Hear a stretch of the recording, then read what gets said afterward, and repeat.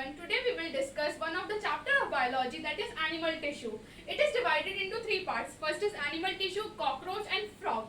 We will discuss later on about the cockroach and frog. First we will discuss about animal tissue. What is animal tissue? Actually, animal tissue is a group of similar cells. Similar means they have similar origin, they have similar structure, they have similar function. So we will write the first of all the definition. A group of similar cells along with some intercellular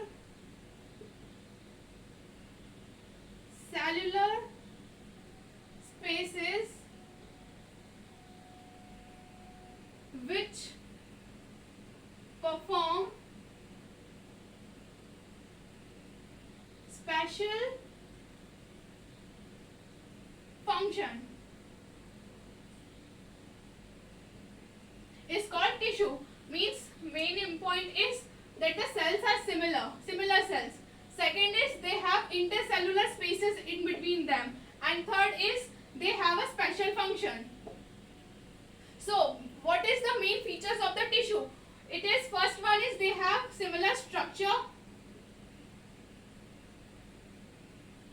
Secondly, they have similar function, and third one is they have similar origin.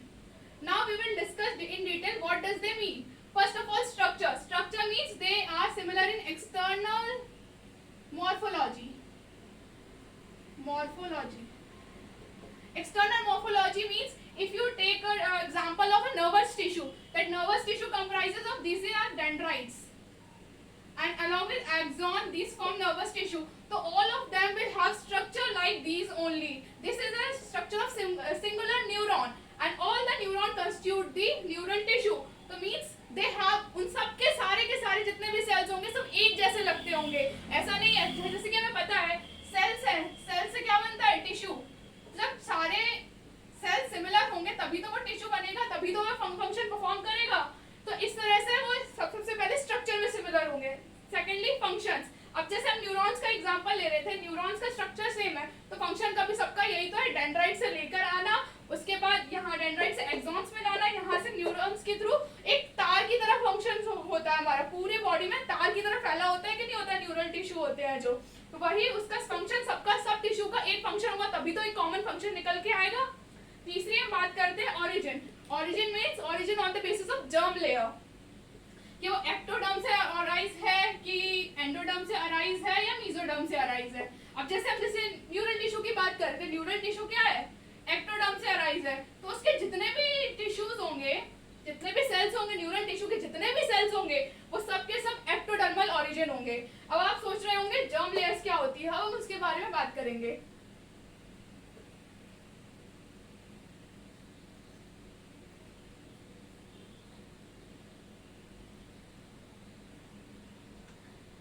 जब एक sperm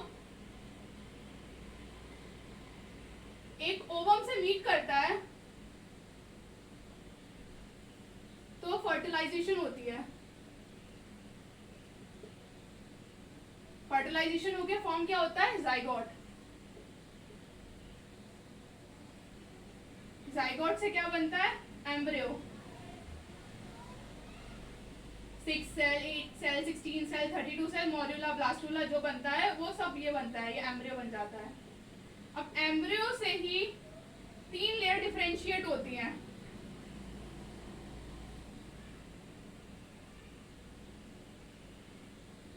बाहर वाली होती है ectoderm,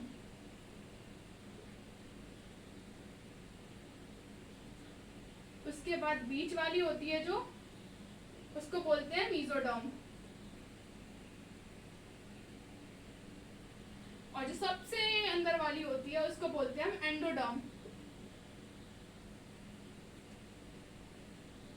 ये तीनों layer ectoderm, mesoderm और endoderm, ये तीनों लेयर ही रिस्पॉन्सिबल होती है सारे ऑर्गन्स बनाने के लिए. हमारा हार्ट है, लंग्स है, किडनी है, सारी बॉडी है, ये सिर्फ और सिर्फ 3 लेयर के बेसिस पे होता है. यही लेयर्स डिफरेंशिएट हो जाती हैं और उसी टिश्यू, ऑर्गन, हर चीज उसी की वजह से फॉर्म होता है। अब जैसे हमने न्यूरल की बात की थी, न्यूरल टिश्यू की, तो न्यूरल टिश्यू का ओरिजिन कैसा होता है, ये हमेशा याद रखना, आगे भी काम आएगा, एक्टोडर्मल ओरिजिन होता है, ठीक है।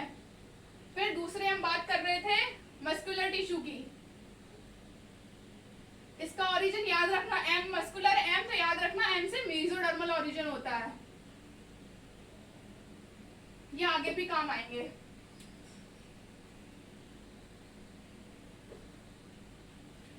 अब हम टिश्यू के पार्ट्स पढ़ेंगे कि टिश्यू कितने टाइप्स के होते हैं, किस बेसिस पे डिफाइन होते हैं, वो पढ़ेंगे अब। तो टिश्यू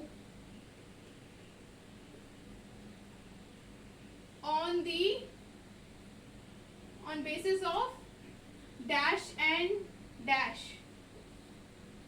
ये एनसीईआरटी की लाइन है, ये हमें पता होनी चाहिए किस बेसिस पे होते हैं, तो वो होते हैं स्ट्रक्चर एंड फंक्शन के बेसिस पे। Tissue on the basis of structure and function classified into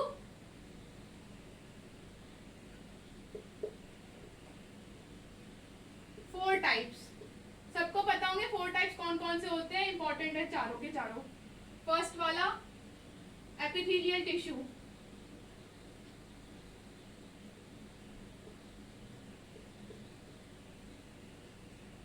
दूसरा वाला क्या होता है, मस्कुलर टिश्यू, तीसरा वाला है कनेक्टिव टिश्यू। डिटेल में हम आगे बात करेंगे एक एक करके सबकी, अभी तो हम सिर्फ इंट्रोडक्शन दे रहे हैं इसका। चौथा न्यूरल टिश्यू,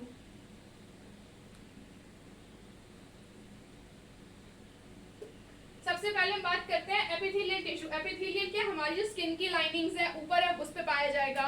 हमारे जितने भी, जैसे कि अपनी स्टमक है, स्टमक के ऊपर लाइनिंग है, गट है, गट की लाइनिंग्स में, मतलब कवरिंग, ओवरऑल कवरिंग परफॉर्म करता है, ये एपिथेलियल टिश्यू करता है। उसके बाद मस्कुलर टिश्यू, मस्कुलर टिश्यू में हमारे जितने भी मसल्स हैं, जो भी सब कुछ है, उसकी वजह से ये मस्कुलर टिश्यू करेगा। कनेक्टिव टिश्यू हमारे बोन्स, मसल्स, इन सबको कनेक्ट करने का काम ये करता है। लिगामेंट को बोन से, बोन को लिगामेंट से, ये सब काम कनेक्टिव टिश्यू करता है। न्यूरल टिश्यू, अब बॉडी में हर चीज में इंफॉर्मेशन पहुंचानी है, वो सब point two point connection neural tissue perform करता है। अब हम स्ट्रक्चर और फंक्शन के बेसिस पे क्यों बोल रहे हैं, ये स्ट्रक्चर और फंक्शन के बेसिस पे क्यों डिफाइन है, क्योंकि एपिथेलियल टिश्यू है। एपिथेलियल टिश्यू में सपोज करो सिंपल स्क्वामस एपिथेलियम की हम बात करते हैं, सिंपल स्क्वामस फ्लैट सेल्स होते हैं, क्या परफॉर्म करते हैं, यहां से क्या होगा, यहां से आएगा, यहाँ ये सब डिफ्यूजन परफॉर्म करेगा, तो इसका स्ट्रक्चर डिफरेंट होगा और उसका फंक्शन, फंक्शन क्या है, डिफ्यूजन के लिए मेनली क्लासिफाइड करके डिफ्यूजन परफॉर्म करेगा। ये हम सिंपल स्क्वामस की बात कर रहे थे। अब हम मस्कुलर टिश्यू की बात करते हैं। सिलेंड्रिकल टाइप में होते हैं, जनरल बात कर रहे हैं। इसके अंदर क्या होता है, प्रोटीन होता है, और प्रोटीन में 2 तरह का होता है, एक्टिन और मायोसिन, 2 तरह का प्रोटीन होता है। तो उस वजह से इसका स्ट्रक्चर क्या होगा, ये क्या, कॉन्ट्रैक्शन और रिलैक्सेशन। ये मस्कुलर टिश्यू है, वो कॉन्ट्रैक्ट कर सकता है, रिलैक्स कर सकता है, वो काम एपिथेलियल तो नहीं कर सकता, इसीलिए स्ट्रक्चर अलग है एपिथेलियल से, इसका फंक्शन भी अलग है, कॉन्ट्रैक्ट करेगा और रिलैक्स होगा। कनेक्टिव टिश्यू क्या है, कनेक्टिव टिश्यू में ये क्या होगा, बोन्स लिगामेंट करेगा, तो जो काम ये कर सकता है वो ये नहीं कर पाएगा। न्यूरल टिश्यू की आपको पता ही थी बात की क्या है। अब नेक्स्ट बात करते हैं,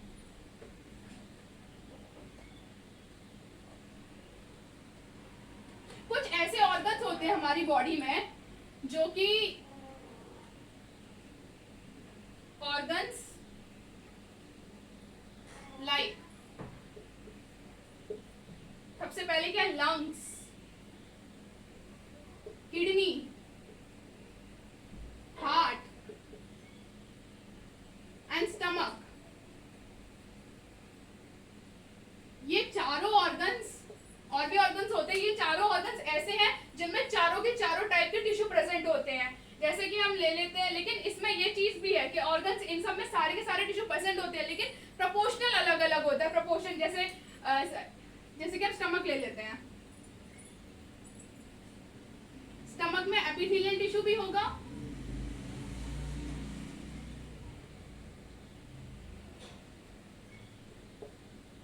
उसके बाद मस्कुलर टिश्यू भी होता है, तीसरा क्या है कनेक्टिव भी होता है, और चौथा क्या है न्यूरल भी होता है। अब ये समझ लीजिए ये चारों के चारों स्टमक में चारों होते हैं, ऐसी लंग्स में ये चारों प्रेजेंट होते हैं, किडनी में भी, हार्ट में भी, ये चारों के चारों टिश्यू प्रेजेंट होते हैं। लेकिन इनका प्रपोर्शन, जैसे कि अगर ये 20% है, ये 80% है, हम एक बात कर रहे हैं कि ये इतने प्रपोर्शन है, लेकिन प्रपोर्शन अलग अलग वेरी कर सकता है। इसमें ये नहीं है ये 10% है, ये भी 10% है, ये भी 10% है, ये भी 10% है, ऐसा बिल्कुल नहीं होता। प्रपोर्शन वेरी कर सकते हैं, लेकिन चारों के चारों इन चारों में प्रेजेंट होते हैं। ठीक है, अब हम नेक्स्ट बात करते हैं।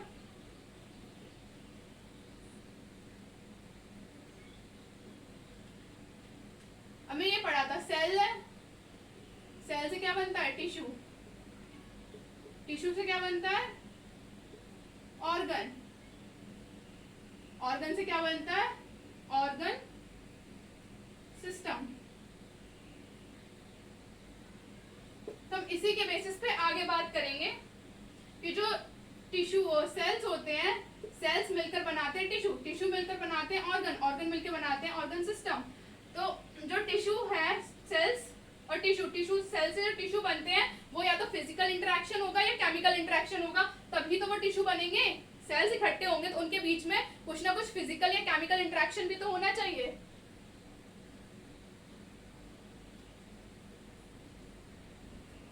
When two or more organs interact chemically, ये अंडरलाइन कर लेना, केमिकली और फिजिकली टू परफॉर्म, ये भी अंडरलाइन कर लेना, to perform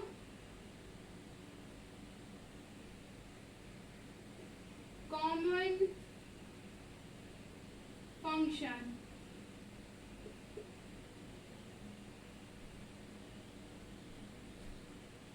is organ system. इसकी हम अभी डिटेल में बात करेंगे कि ये फिजिकली और केमिकली, यहाँ पे भी कॉमन फंक्शन हाईलाइट कर लेना। दो या दो ऑर्गन्स फिजिकली कनेक्ट होंगे या फिजिकली होंगे या केमिकली कनेक्ट होंगे, और उनका फंक्शन क्या होगा कॉमन होगा, तब वो ऑर्गन सिस्टम कहलाएगा। अब हम बात करनी है केमिकली और फिजिकली कैसे कनेक्ट होते हैं ऑर्गन। तो हम पहले बात कर रहे हैं, सबसे पहले फिजिकल इंटरेक्शन की, फिजिकल की हम बात कर रहे हैं। अब सपोज करो ये क्या है, स्टमक है हमारा, ठीक है, ये क्या हमारी स्मॉल इंटेस्टाइन है,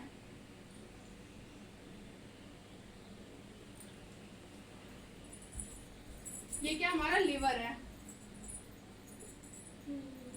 और ये क्या है पेनक्रियाज है। ठीक है, स्टमक है वो स्मॉल इंटेस्टाइन से थ्रू ड्यूडेनम कनेक्ट होता है, ड्यूडेनम में आते हैं ना, ड्यूडेनम से कनेक्ट होता है। लिवर भी डक्ट जाती है स्मॉल इंटेस्टाइन में, और इन दोनों की हेपेटोपेनक्रियाटिक डक्ट ये भी स्मॉल इंटेस्टाइन में। तो ये क्या है फिजिकल इंटरेक्शन है।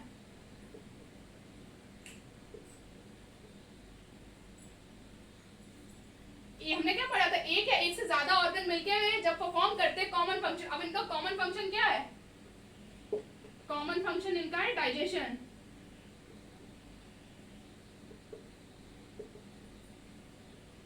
डाइजेशन तो क्या बनाते हैं डाइजेस्टिव ऑर्गन, तो डाइजेस्टिव सिस्टम,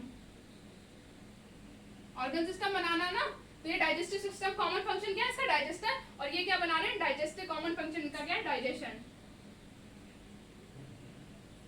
और जो वो कर रहे हैं, जो पूरा सिस्टम बना रहे हैं, ये बना रहे हैं हमारे डाइजेस्टिव सिस्टम। स्टमक समझ में आया ना, स्टमक स्मॉल इंटेस्टाइन पेनक्रियाज ये दोनों एक दूसरे से फिजिकली अटैच्ड है, केमिकली नहीं, फिजिकली अटैच्ड है। जबकि फिजिकली स्टमक आपको पता ही है, स्टमक है हमारा, सपोज करो ये हमारा स्टमक है, ये ड्यूडेनम के थ्रू स्मॉल इंटेस्टाइन में आएगा, यहाँ से हमारे लिवर भी बाइल डक्ट आता है, बाइल डक्ट आता है स्मॉल इंटेस्टाइन में, स्मॉल इंटेस्टाइन में बाइल डक्ट आएगा, उसके बाद हेपेटोपेनक्रियाटिक डक्ट से ये भी स्मॉल इंटेस्टाइन में रिलीज होती है कि नहीं होती, पेनक्रियाटिक जूस है, इस वजह से ये ऐसे फिजिकली इंटरेक्ट करते हैं। अब हमारी बात आती है केमिकल इंटरेक्शन की। दूसरी हमें बात करनी है केमिकल इंटरेक्शन की। तो सपोज करो हाइपोथैलेमस, हर कोई जानता है ना हाइपोथैलेमस क्या होता है। तो हाइपोथैलेमस ये रिलीज करता है एक हार्मोन जिसको हम बोलते हैं जीएनआरएच। जीएनआरएच क्या होता है? Gonadotropin releasing hormone. ये किस पे एक्ट करता है? Anterior pituitary. एंटीरियर पिट्यूटरी पे एक्ट करता है। तो एंटीरियर पिट्यूटरी दो हार्मोन रिलीज करती है, पहला करती है एफएसएच फॉलिकुलर स्टिमुलेटिंग हार्मोन और दूसरा करती है एलएच ल्यूटेनाइजिंग हार्मोन। अब ये दोनों मिलके ओवरी पे एक्ट करते हैं। आपको पता है एलएच सर्ज होती है तो ओव्यूलेशन हो जाता है, एग रिलीज होता है। तो ये दोनों मिलके एफएसएच और एलएच ओवरी पे रिलीज ओवरी पे इंटरेक्ट करेंगे। तो इंटरेक्ट करने के बाद ओवरी अब फंक्शन अपना परफॉर्म करेगी। फंक्शन क्या होगा? Reproductive function. आप सोच रहे होंगे यहाँ ऑर्गन कौन कौन सा है, तो ये ऑर्गन है हाइपोथैलेमस, एक ऑर्गन ये हो गया एंटीरियर पिट्यूटरी, एक ऑर्गन ये हो गया और ओवरी एक ऑर्गन ये हो गया। ठीक है, तो ये फंक्शन परफॉर्म कर रहे हैं। फंक्शन इनका क्या है? Common function,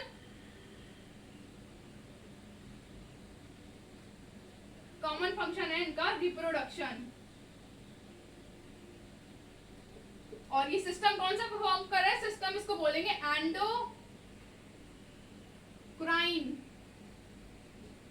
system. समझ में आया? ये सब क्या हार्मोनल लोचा है, हार्मोनल सारा। यहां से ये किया तो हार्मोन कौन कौन से हैं? जीएनआरएच ये भी हार्मोन है, एलएच है और एफएसएच है, ये भी क्या है? हार्मोन्स हैं। ठीक है, ओवरी पे एक्ट करेंगे तो ओवरी फंक्शन करेगा। तो हमने पढ़ लिया केमिकल और फिजिकल, ये आपने पढ़ा नहीं होगा आज तक। केमिकल इंटरेक्शन होगा या फिजिकल इंटरेक्शन होगा, दो या दो से ज्यादा ऑर्गन्स में, तभी ऑर्गन सिस्टम हमारा परफॉर्म होता है। तो अब हम जो हमने पढ़े थे ना एपिथेलियल टिश्यू, वो सब एक एक करके हम उनकी बात करते हैं।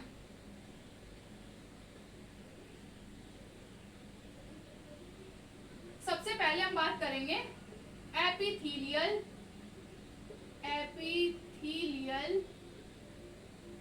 टिश्यू की। ठीक है, इसमें क्या होता है? जो सेल्स होते हैं वो बहुत ज्यादा, बहुत ही पास ऐसे अरेंज होते हैं। देखो बताऊंगा, with cells are arranged so closely with very little intercellular spaces। अब ये क्या, ये होते हैं ना, ये इंटरसेल्युलर स्पेसेस क्या होगी? लेस मैट्रिक्स या इंटरसेल्युलर सब्सटेंस।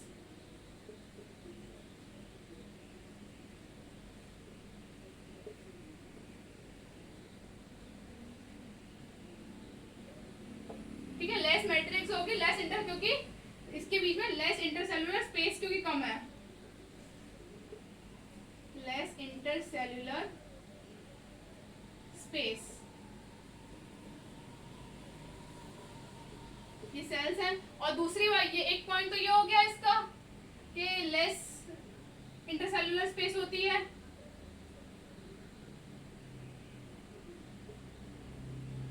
कॉम्पैक्टली पैक्ड होते हैं,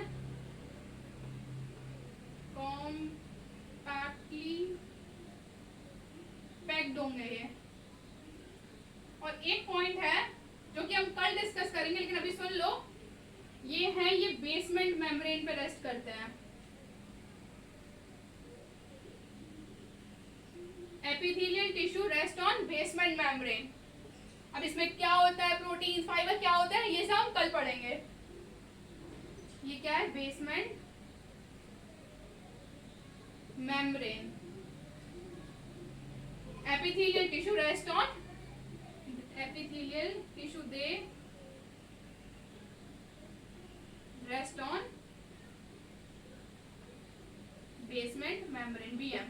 ठीक है, बाकी डिस्कस हम कल करेंगे। Thank you everyone. कैसी लगी क्लास जरूर बताना कमेंट पे।